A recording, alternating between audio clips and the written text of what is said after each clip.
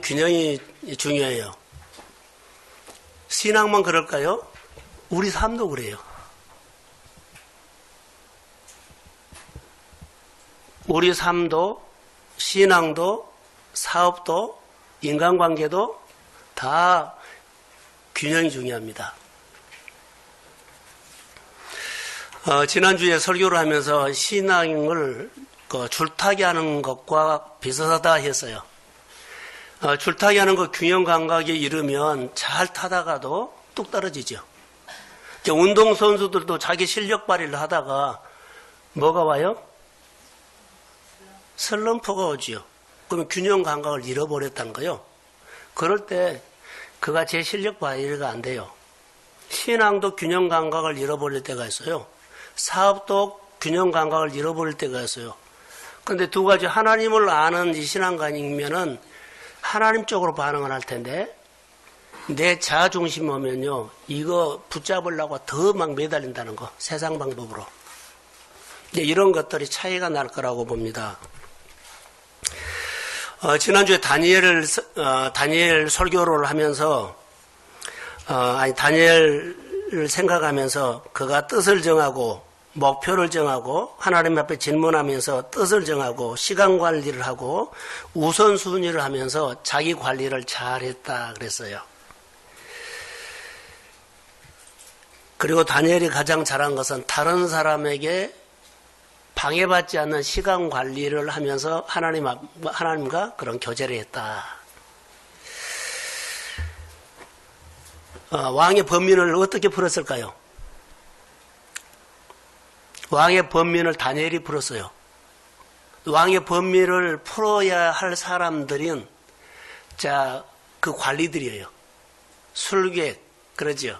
점쟁이, 박사, 존경받는 사람들이에요. 근데 그 사람이 마땅히 왕의 번민을 풀어야 돼요. 근데 그 자리에서 그들은요, 균형을 잃어버렸어요. 자기 있는 자리에 자기 역할을 못 해버린 거예요. 왕의 번민을 그가 풀지 못해요. 생각지도 못한 포로에서 잡아온 누구요? 다니엘이 그 문제를 풀어요. 다니엘은 모든 환경 속에서도 불리하죠. 포로요, 포로. 근데 그 상황 속에서 그가 힘있고 이겼던 것은요, 하나님 앞에서 그 신앙의 균형을 잡고 있었다는 거예요. 그 번민을 풀어야 할 수 있고 풀 수 있는 사람은 갈대아 사람들에게도 수두룩했어요. 그 문제를 못 푼 이유는 균형을 잃어버렸다라고 이렇게 생각을 하게 됐어요.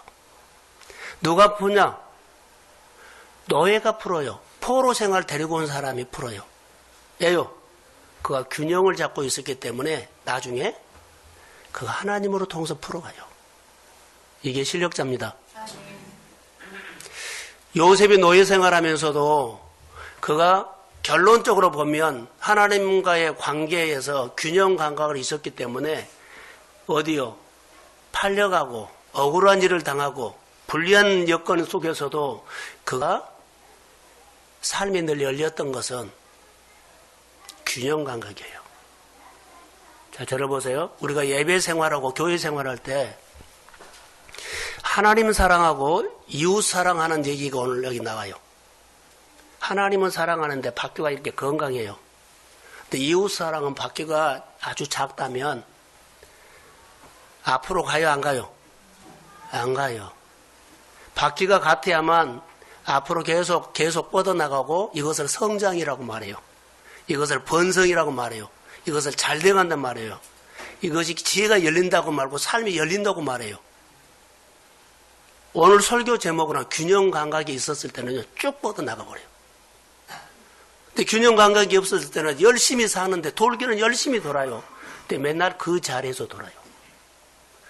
행여나 이것이 생활이 우리 메시지가 아닌가 생각을 해보세요.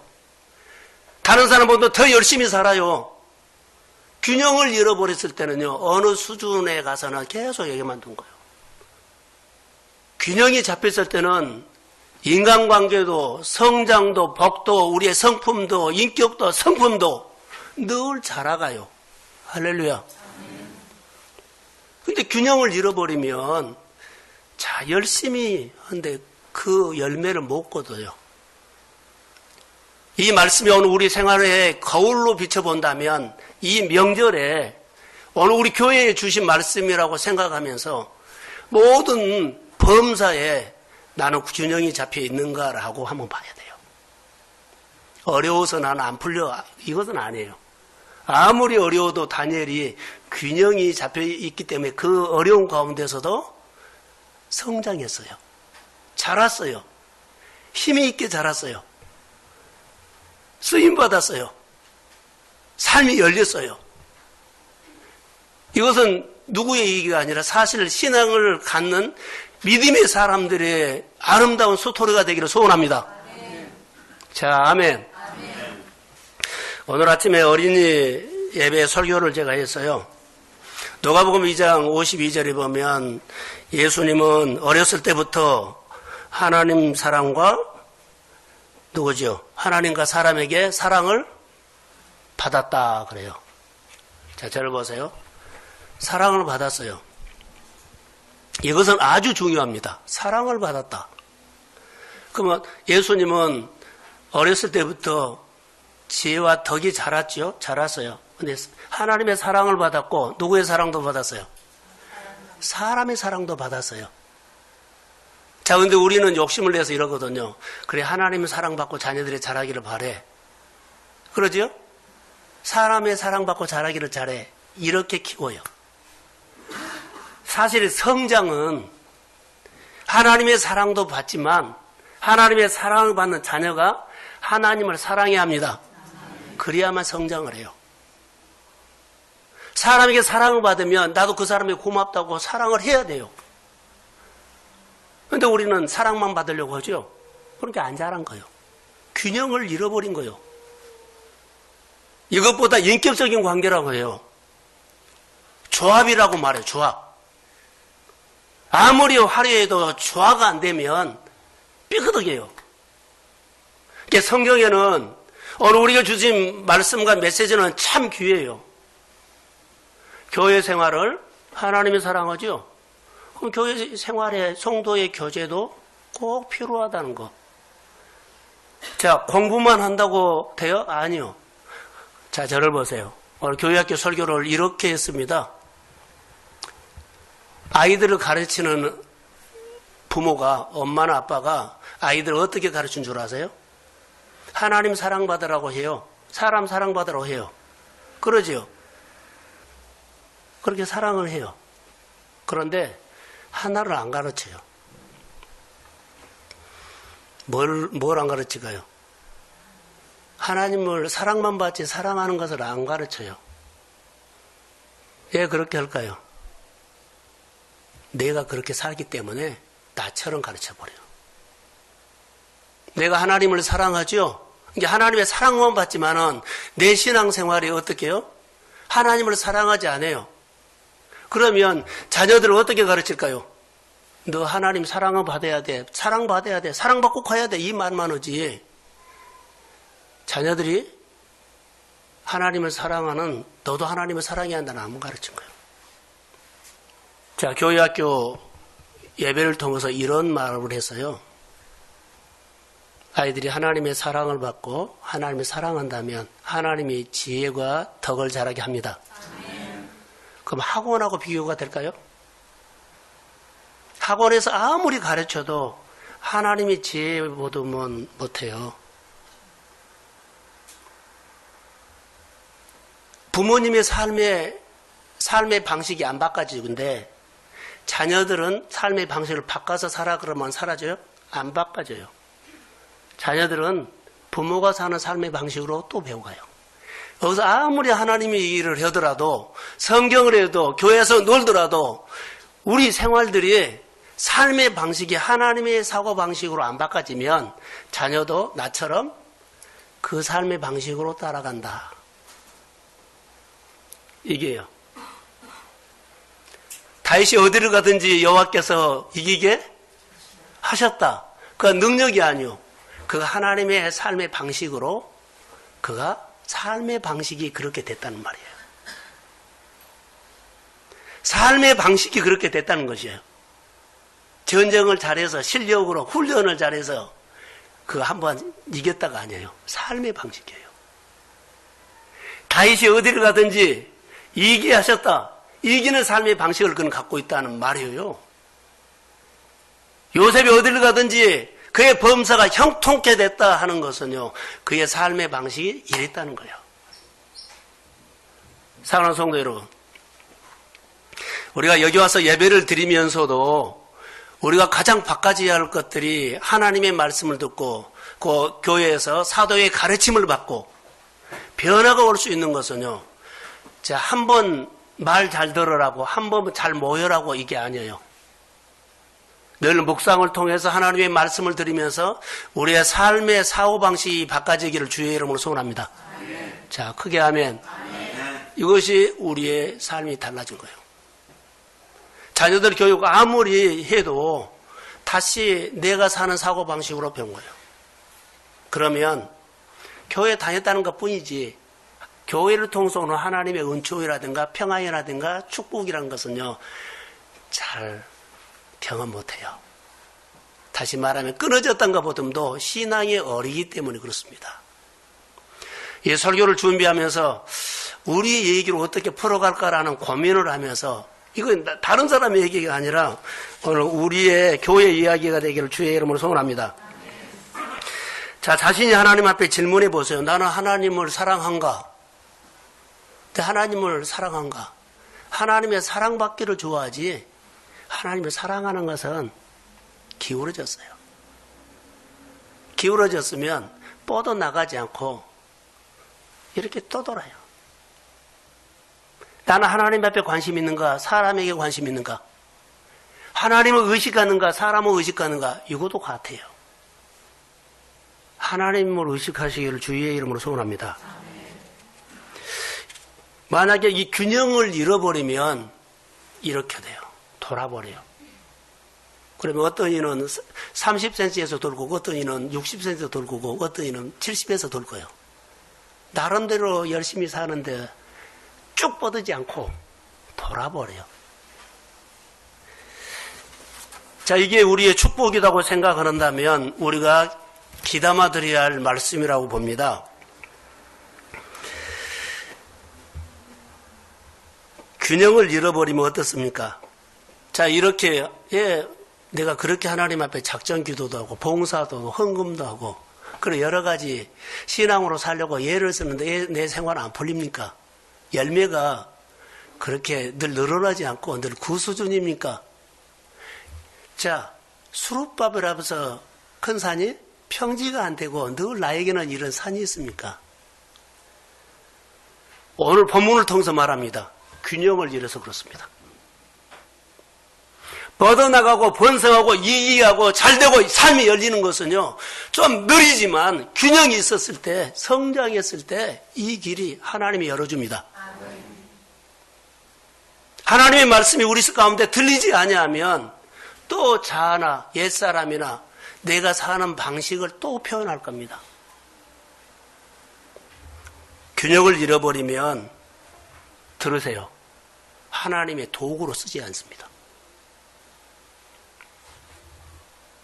균형을 잃어버린 사람을, 자, 슬럼프가 온 선수를 시합에 내보내주지 않습니다. 슬럼프가 오는 사람에게 사업을 해라고 맡기지 않습니다. 돈을 맡기지 않습니다. 일을 맡기지 않습니다. 사람이 아니고 하나님의 은혜라고 내 삶을 말한다면 하나님은, 그러나 내가 어떤 환경으로 내가 지금 다가오고 바람이 오고 풍랑이 오고 어려움이 오고 다가온다 할지라도 두려워하지 마십시오. 아멘. 하나님 앞에 내 신앙을 균형으로 잡아가십시오. 아멘. 바벨론에서 이겼어요. 감옥에서도 살아났어요. 길이 없다고 하는데 길을 열었어요. 오늘 우리가 하나님 앞에 살아가는 것 중에 균형을 잃었다면 어떻게 할까요? 하나님의 말씀이 내 삶의 다림줄입니다. 아멘. 하나님의 말씀은 내 생활의 거울입니다. 아멘. 자, 크게 아멘. 아멘. 이 말씀, 내 말씀을 받기 위해서 아멘을 요구하는 겁니다. 필요하기 때문입니다. 신앙 균형이 반드시 해야만, 잡아야만 굴러가지 않아요. 좀 느리게 가도 괜찮아요. 방향만 잡으면 커요. 방향. 그래서 잘되고 번성하고 뻗어나가고, 자, 균형 잡힌 신앙으로 여러분의 삶의 방식이 균형 잡힌 신앙으로 훈련되고 그 복을 받기를 주의 이름으로 축복합니다. 아멘. 친밀이라는 겁니다. 이것을 말한다면 관계입니다. 자, 오늘 본문에 한번 띄워보세요. 37절인가요?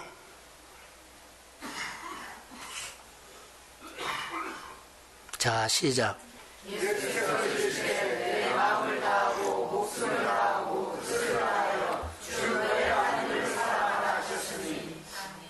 38절. 예, 계명이요. 계명은 꼭 지켜야 하는 거예요. 자, 37절 다시요.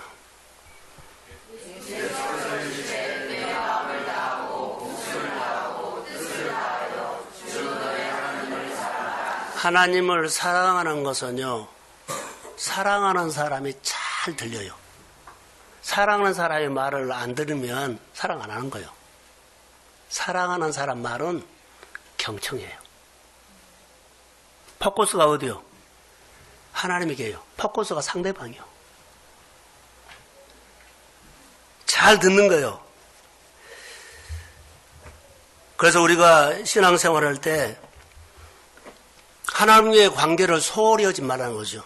누구든지 교회 오면 신앙생활 어리거든요. 일 많이 하라고 한 것은 아니에요. 잘하는 쪽에다가 늘 하죠. 모이십시오. 함께 같이 합시다. 이것은 하나님의 관계를 한번 잘 합시다 이런 얘기예요. 하나님의 관계를 소홀히 하면 균형을 잃어버린다는 것.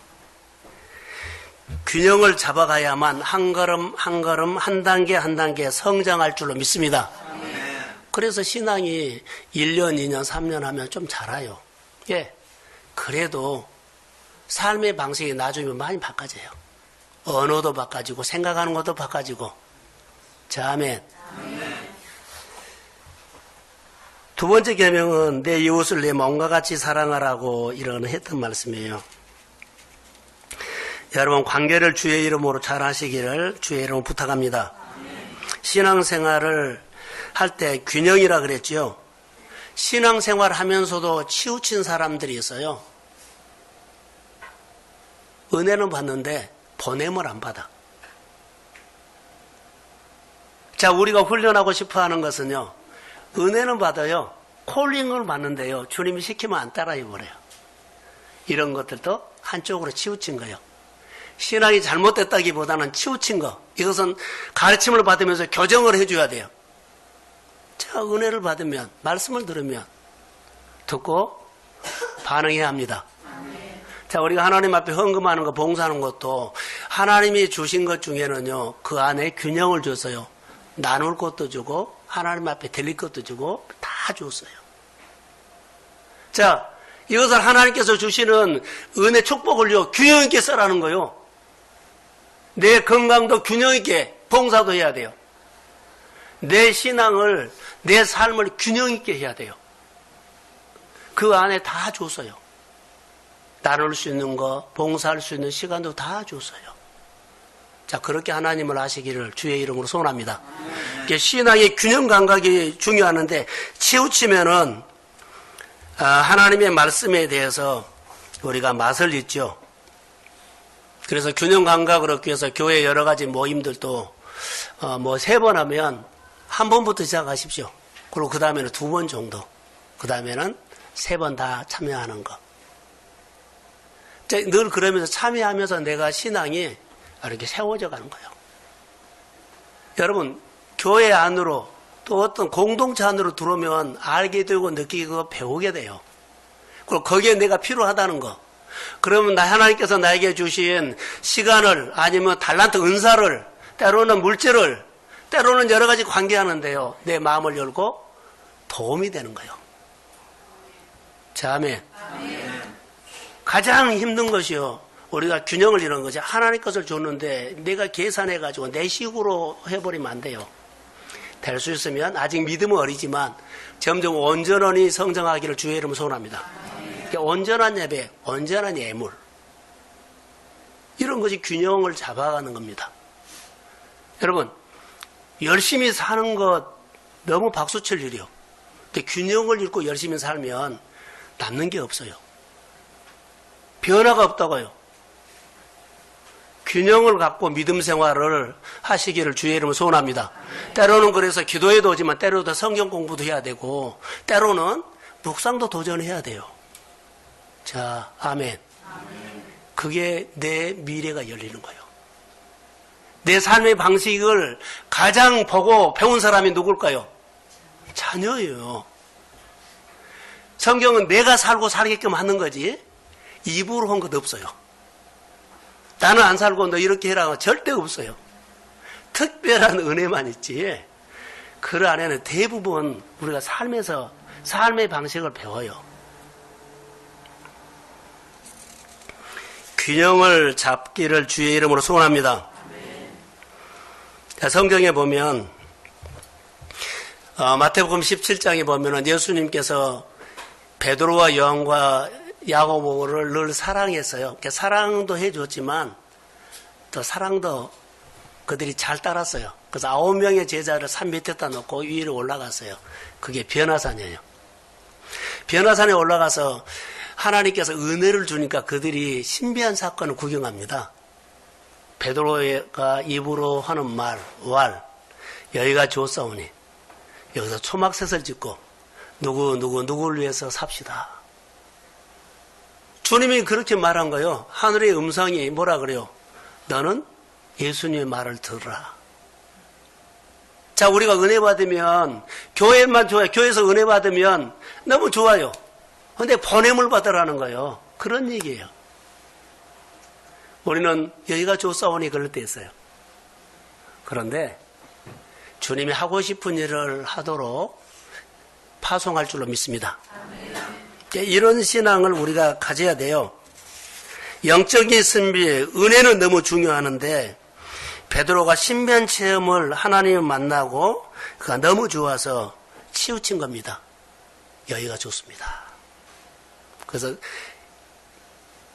교정해 주지 않아요. 내려가라. 성도들 중에 이런 성도들이 우리 가운데 분명히 있습니다. 나 얘기라고 들으십시오. 사람 관계는 잘하는데 하나님 관계를 잘 어설프게 하는 사람들이 있습니다. 사람 관계는 잘하는데요. 교회 관계를 좀 아직도 버벅거리는 사람이 있습니다. 잘한 것보다는 성숙하기를 성장해 가기를 주의 이름으로 소원합니다. 사람 관계는 친밀한데 하나님의 관계를 잘 내 식으로 엉망으로 해버린 사람이 있습니다. 이것도 가르침을 받고 성장하기를 주의 이름으로 부탁합니다. 이런 것들이 균형 감각을 잃어버리면 우리 생활 가운데 그래요. 자, 성경 한 군데 다시 본문을 봅니다. 39절 한번 띄워주세요. 자, 시작.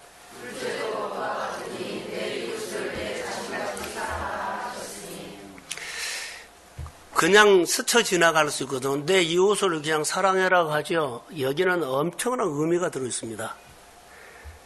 자, 내 이웃을 누구같이요? 내 자신같이 사랑하라는 것. 자, 여기 앞에 보세요. 십자가에 연결을 시켜도 충분히 됩니다.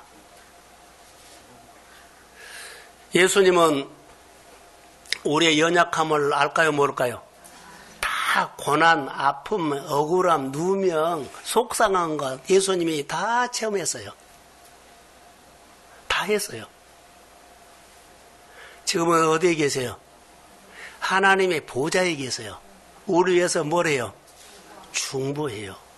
바로 이 말이에요. 내가 경험을 해봤는데 그러죠. 고난을 경험해봤어요. 자녀들이 고생하는 것을요 내가 해봤기 때문에 마음이 가요. 그래서 만약에 도운다면 어떻게 해요? 내 일처럼 도와요. 내 아픔처럼 도와요. 내 문제처럼 합니다. 이게 내 몸처럼 살아간 거예요. 성도들 신앙생활 하는 모습들이 교회 일을 누구 일처럼요? 내 일처럼. 교회 예배가 내 잔치처럼 준비를 해야 한다는 거. 자, 아멘. 아멘.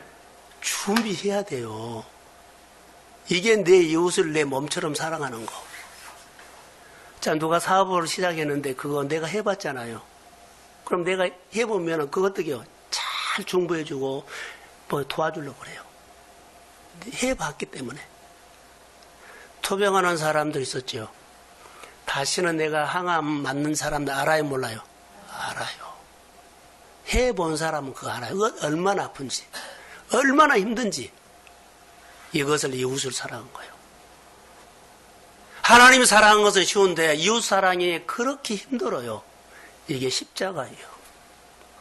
십자가를 지지 아니하면 내가 주님이 나를 위해서 십자가에 죽으셨다는 것만 알고 내가 거기에 죽지 아니하면 내 안에 옛사람과 내 자아가 접근도 못하게 해버려요. 교회가 사랑스러운 교회가 되기를 소원합니다. 그러면 십자가의 복음의 능력을 체험하는 성도들이 있으면 이건 자연스러워요. 목회자가 아니면 성도들이 교회 여러 가지 사역을 하는데 멍에가 너무 무거울 것처럼 보이는 게 동역이 마음에서 우러나서 할 줄로 믿습니다. 그러면 그거 해놓고 그 복을 그분이 받아가요. 내가 멍해진 건 내가 받은 것이 아니라 그 복을 누가 받아요? 그 십자가 진 사람이 받아가요. 동역한 사람이 받아가요. 사랑하는 성도 여러분, 균형 잡힌 신앙이 우리 생활 가운데 이렇게 중요하다는 거. 자, 은혜의 보좌가 어떤 걸까요?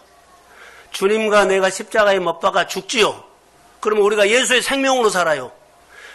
예수의 생명으로 사는 것은요, 예수님이 아버지와 만나는 은혜의 보좌라는 거예요. 은혜의 보좌에서는 이 땅을 통치합니다. 아멘. 거기서 축복이 시작되고 은혜가 시작되고 회복이 시작되고 삶이 열립니다. 아멘. 그걸 우리가 경험할 수 있는 것은 에스겔서에 나오는 성전 문지방에 스며 나오는 물이라는 겁니다. 성전 문지방에서 스며 나오는 물이 어떤 역사가 일어났어요? 살리고 회복되는 거예요. 제가 어제 문자를 하나 보는데 에스겔서 40 몇 장이죠? 34장 26절 한번 띄워주세요. 자, 시작. 내가 그들에게 복을 내리고 내 사방에 복을 내리며 때를 따라 사람을 내리되 복되는 사람을 내립니다. 자, 내가 그들에게 복을 내리고 산 사방이란 말은요, 삶의 영역이에요. 누가 복을 내려요? 복을 내리에요. 그런데 내릴 때 때를 따라 뭘 내려요? 소낙비를 내리는데 무슨 소낙비요? 복된 소낙비. 내게 유익이 되는 소낙비를 내립니다. 하나님이 이것을 어디서 내린다고요? 은혜의 보좌 앞에. 자, 다시 한번 성경을 띄워주세요. 히브리서 4장 16절. 자, 시작.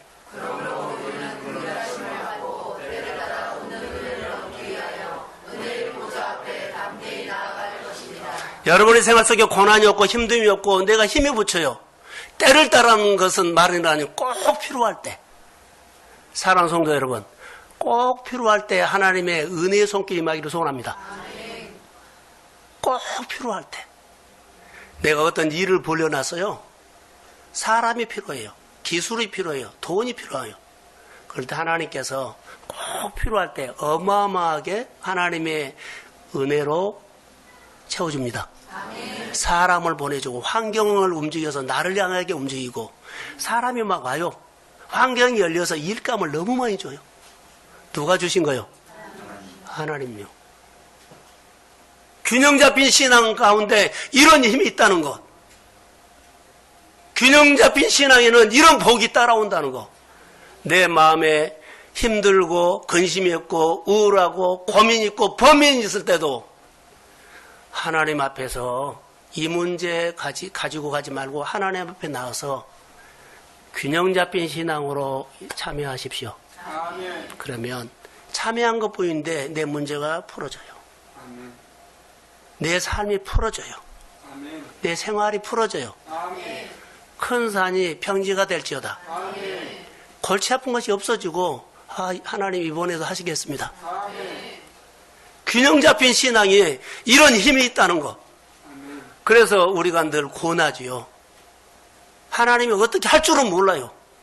그러나 고난 것은요, 균형 잡힌 신앙으로는 코치가 트레이닝할 수 있어요. 이렇게 합시다. 이렇게 삽시다. 이렇게 예배합시다. 자, 아멘. 이게 복이더라고요. 성경책부터 시작해가지고 하나님의 계명과 율례를 지키는 것이, 자, 성경 다시 마태복음 7장 24절 말씀 있나요? 자, 너희가 내 말을 듣고 행하면, 너희가 내 말을 듣고 듣고 지켜 행하면 그 집을 반석에 지은 지혜로운 사람이다. 자, 저를 보세요. 집을 지을 때 내 말을 듣고 행하는 것은요, 집을 지을 때 설계 도면이 필요해야 필요하지 않아요? 필요해요. 하나님의 말씀을 듣고 사는 거, 집 짓는 것으로 비교해서 뭘요? 집 지을 때 설계도가 필요해요. 근데 설계도 없이 집을 막 지어버린 사람이 있어요. 자, 지은 것까지는 괜찮아요. 아까는 균형감각 바퀴를 말했죠. 바퀴. 하나는 크고 하나는 적으면 안 돼요. 돌아버리죠. 자, 여기는 지혜로운 사람은 어떻게 말을 했냐면 하나님의 말씀을 듣고 지켜 행하는 사람이라 그래요. 반석과, 그러죠. 그리고 지혜로운 사람, 어리석은 사람. 자, 지켜 행하면 그 집이 반석 위에 지어요. 자, 문제가 생길 때, 어려움이 왔을 때, 바람이 불고 창수하고 어려움이 왔을 때는 반석 위에 지은 집은 든든합니다. 근데 모래 위에 짓거나 자기 마음대로 턱 없이 지은 사람은 바람이 오고 비가 오고 창수가 나면 뭐 한다고요? 무너진다. 어리석은 사람이다. 균형 감각 없이 나는 잘 살 수 있어 하는 사람은요, 지내놓고 보면 어리석은 사람 될 수 있어요. 설 명절에 오늘 우리에게 주시는 하나님의 메시지로 듣기를 소원합니다. 좀 고쳐서 하나님께서 나에게 주신 직분의 자리, 하나님께서 나에게 주신 일감, 사업장, 직장, 하나님의 좋은 나에게 기회를 주셨을 때 균형 감각으로 그 삶을 열어가기를 주의 이름으로 소원합니다. 아멘. 어리석은 사람처럼 듣고 또 내 삶의 방식으로 하지 말라는 거예요. 내 신앙에 슬럼프가 왔을 때 사람은 슬럼프 올 수 있어요. 운동선수 슬럼프 올 수 있어요. 환경으로, 건강으로, 생활로 올 수 있어요. 이때 우리가 좋은 쪽으로 해석을 하자고요. 나를 성장시키려고 부릅니다. 슬럼프가 오는 사람도 그냥 내버려두지 않잖아요. 특별한 조치를 취한 것처럼 하나님 안에서 하나님이 내 신앙의 균형 감각을 잃어버렸을 때, 자, 삶으로, 사업장으로, 건강으로, 인간관계로, 아픔으로 이렇게 왔을 때 빨리 해야 할 것들이요, 훈련요. 어디를 찾아야 합니까? 은혜의 보호자를 찾아야 한다는 거. 이것보다 우리는 부르심이라고 해요. 좋은 기회를 준다는 거예요. 사랑하는 성도 여러분, 신앙의 맛을 잊고 균형 감각을 잃어버린 사람들이 우리 주변에도 찾아보면 많이 있습니다. 신앙적으로도, 자, 우리가 믿음의 자리를 벗어나는 사람도 있어요. 예배 자리를 벗어나는 사람도 있어요. 이런 사람들에게 우리가 해야 할 것들이 뭘까요? 은혜의 보호자를 찾도록, 예배가 드리지 않는 사람에게 예배가 시작되기로 소원합니다. 그러면서 회복해야 돼요. 말로 하지 마세요. 삶으로 하는 거예요. 예수님께서 신앙생활 하실 때 제자들에게 이렇게 말했죠. 뭐라고 말했어요? 하나님 사랑, 이웃 사랑을 지금 본문에 말하거든요. 예수님이 제자들에게 하는 말이에요. 예수님의 삶은 균형이 있었어요. 하나님을 사랑하고 이웃을 사랑하는 거. 다시 말하면 첫째 계명, 둘째 계명인데 이 계명을 예수님이 지켰을까요? 안 지켰을까요? 지켰어요. 하나님이 말씀하시면 그러죠. 아멘하고 그 계명대로 실천을 했어요. 그 내가 살도록 했어요. 자, 예수님이 기도하실 때 입으로 했어요? 생활로 했어요? 예수님이 기도하시고 제자들에게 기도를 가르쳤어요. 예수님이 불쌍한 사람들, 어려운 사람들을 사랑해오고 돌보라고 한 게 아니라 예수님이 먼저 긍휼히 여기고 그 사람을 돌보고 고쳐주고 회복하면서 제자들에게 파송할 때 그 능력을 주셨습니다. 전도를 말로 한 거 아니에요. 교회 사랑을 섬겨라는 것은 말로 하는 거 아니에요. 하나님께서 우리 교회 안에 여러 가지 믿음의 조화가 일어나기를 소원합니다. 치우쳐 있는 사람, 치우치면 하나님 앞에 도구는 없어요. 열심히 사는 것인데 치우치면요, 바뀌고 하나 크고 하나 안 작다고요. 한 사람은 설교도가 있고 한 사람은 설교도 없이 사는 사람이에요. 금방 망할 줄 알아요. 다시 말해 한계가 와요. 그렇게 하면. 내 생활의 과정 영역에, 삶의 영역에 가장 약한 부분이요, 끝이요, 끝. 자녀에게나 사업장에 이런 데서 문제가 생겨요. 내 신앙이 신호입니다. 내가 회복되면 다 회복됩니다. 내가 신앙 균형 감각을 잡으면 그 영향력이 다 가요. 우리에 있는 고민거리나 범민을 신앙의 균형 감각으로 회복되기를 주의 이름으로 소원합니다. 성전 문지방에서 심어 나오는 물이 때를 따라서 돕는느라 그랬잖아요. 철마다 성전 문지방에서 스며나는 물이 흐르는 것보다 철마다 때를 따라서 각종 열매를 맺는다고 하는 거. 우리가 하나님의 사건은 어떻게 일어날지를 모르지만 꼭 필요할 때 은혜도 주십니다. 꼭 필요할 때 열매도 주십니다. 이 간증이 우리 교회나 여러분의 생활 속에 삶을 풍요롭게 하는데 어디서 모든 것이 시작돼요? 마음에서. 마음의 은혜의 보좌가 기름진 것이 나오고 마음이 풍요로우면 여러분의 입으로, 여러분의 손으로, 여러분의 생활로 그 표현돼요. 내 마음이 풍요롭고 내 마음에 은혜가 있으면 여러분의 입술로, 손으로, 삶으로 그게 표현된다고요. 하나님의 기름 부음이 여러분의 마음에 임하기를 주의 이름으로 소원합니다. 그래서 하나님 사랑, 이웃 사랑은 균형 감각입니다. 앞으로도 설교를 할지는 모르겠습니다만은 저에게 명제를 주신 은혜는 바로 이거였습니다.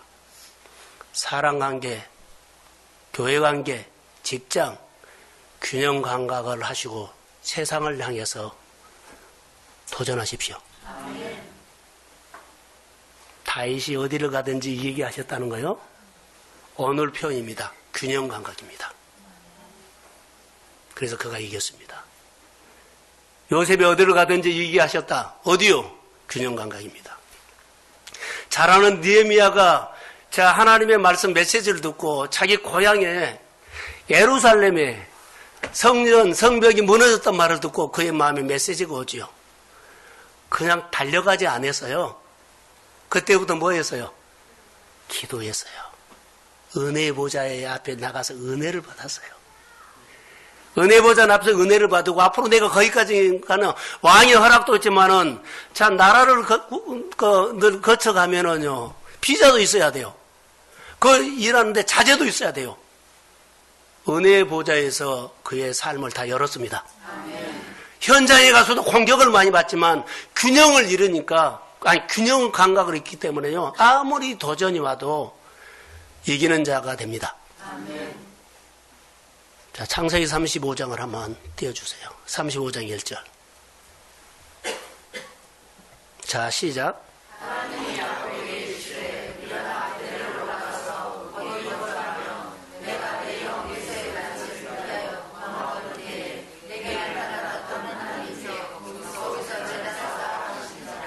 지금 야곱이 하나님의 은혜를 받아서 복을 받았어요. 자녀들과 이렇게 형을 만난 다음에 와요. 그런데 그 자녀 중에 딸이 디나가 강간을 당해요. 하몰의 부족에게. 그래서 형들이 화가 난 거예요. 야곱의 자녀들이 아들 화가 난 거예요. 그래서 그들에게 결혼을 하겠다는 말을 하고 할례를 받게 합니다. 할례를 받게 해놓고 그들이 움직이지 못할 때 죽여버려요. 이 소문이 그 지역에 났잖아요. 야곱이 그 생각을 하고 막 두려워하는 겁니다. 두려워해요. 중심이 나에게 왔어요. 자가 움직인 거예요. 그럴 때, 두려워할 때, 불안할 때 야곱이 하나님의 관계에서 균형 감각을 잃어요. 균형을 잃어버려요. 막 머리를 굴리고 그래요. 창세기 35장 어느 1절에 보면 하나님이 야곱에게 찾아왔어요. 자, 균형 감각을 잃어버린 사람에게 일을 맡겨요? 삶을 열어줘요? 그러지 않아요. 주저앉아 있기 때문에 이렇게 세운 거예요. 하나님이 야곱에게 찾아와서 너 주저앉아 있는 거 일어나라. 그 길을 열어줍니다. 다시 균형 감각을 잡아서 뻗어나가게 한 거예요. 간단한 메시지지만은 어디서 했어요? 재단에 들어간 거죠. 또 그 전에 환난 날에 만났을 때 거기가 어디요? 은혜 보좌요. 균형 감각을 잃었을 때 은혜 보좌로 나오십시오. 균형 감각을 잃어버린 사람들에게 은혜 보좌 앞으로 여러분 데리고 오십시오. 사업이 장사가 내 삶이 늘 균형 감각을 잃어서 열심히 사는 것만큼 소득이 없고 뻗어나가지 않는다면 오늘 말씀 한번 들으세요. 균형 감각으로 믿음으로 삶이 열리기를 소원합니다. 저절로 뻗어나가요. 자, 말 잘하는 사람, 그때마다 임기응변대로 뭐 하는 사람, 그것은 밥 먹고 사는 사람이에요. 하나님의 큰 사람으로, 쓰임받는 사람으로, 하나님의 도구로 쓰는 사람은요, 듣고 행하는 사람입니다. 하나님의 말씀에 경청하시고, 하나님의 성전요, 동성교의 성전이 강단이 여러분의 인생을 복되게 할 겁니다. 주의 이름으로 축복합니다. 네, 일어나십시오. 사순절 기간이고 설 명절을 지내면서 맞이하는 귀한 주일, 거룩한 주일입니다. 균형이 중요합니다 했습니다. 하나님의 관계가 균형이 있게 자라게 하옵소서. 세상과 여러 가지 일들도 균형을 잃어버리면 슬럼프가 오고 힘들고 짜증나고 번민하고 아버지 하나님이여 우리가 여러 가지 어려움이 옵니다. 주님의 부르심으로 받고 오히려 나를 가르치고 더 좋은 거 주시려고 성장시키려고 하신 하나님의 은혜인 줄로 믿습니다. 받기가 같아지게 하옵소서. 늘 잘하고 뻗어나가고 관계가 회복된 가운데 치유와 회복이 아버지 하나님이여 있게 하옵소서. 마음에 하나님의 은혜가 기름지게 하시고 풍요롭게 하시고 언어로 손으로 삶으로 표현되게 하옵소서. 하나님 동성교회가 그리스도 안에서 가장 하나님의 말씀이 가까이 있고 하나님이 찾아오시는 은혜 보좌가 있게 하옵소서. 이 재단을 통해서 놀라운 하나님의 사람들이 태어나고 자라고 그리고 성장하고 하나님의 축복받는 거목으로 자라여서 하나님의 나라가 열방에 귀하게 쓰임받을 수 있는 교회가 되도록 축복하옵소서.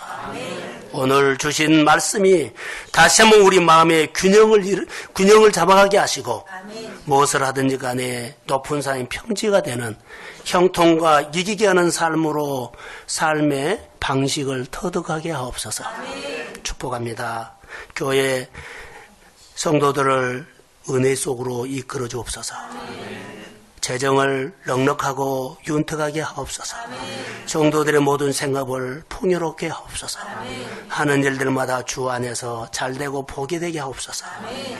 이제는 교회 머리가 되신 예수 그리스도의 은혜와 하나님 아버지의 극진하신 특별한 사랑하심과 보혜사 성령님의 기름 부음으로 살기를 소원한 사랑하는 성도들의 머리 위에 균형을 잡고 뻗어나가고 형통하고 잘되고 이기게 하는 삶의 방식으로 살기를 소원하는 사랑하는 성도들의 머리와 일터 위에 이제로부터 영원까지 함께 하시기를 간절히 축원하옵나이다.